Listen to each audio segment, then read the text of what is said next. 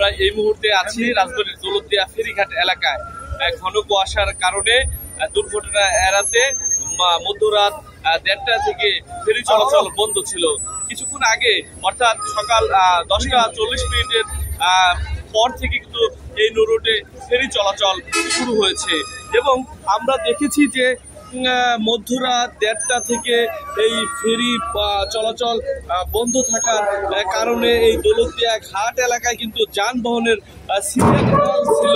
এই সিরিয়াল কিন্তু আমরা দেখেছিলাম এবং এই ঘাট এলাকায় যাত্রী ও চালকদের কিন্তু চরম দুর্ভোগ কিন্তু বেড়েছিল।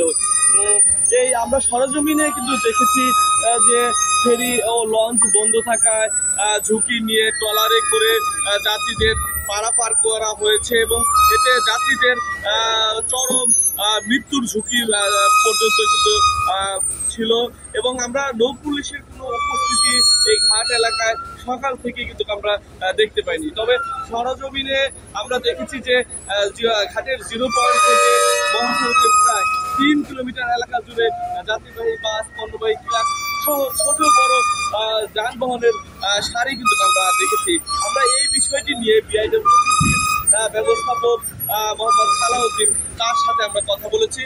তিনি আমাদেরকে জানিয়েছেন যে ঘন কুয়াশার কারণে দুর্ঘটনা এড়াতে মধ্যরাত 1:30টা থেকে ফেরি চলাচল কিন্তু সাময়িকভাবে বন্ধ রাখা হয় এবং কুয়াশার ঘনত্ব কেটে যাওয়ার পর পুনরায় এই দৌলতদিয়া পাটুরিয়া নৌরুটে 10টা 40 মিনিটের সময় এরপর থেকে কিন্তু ফেরি চলাচল শুরু হয়েছে।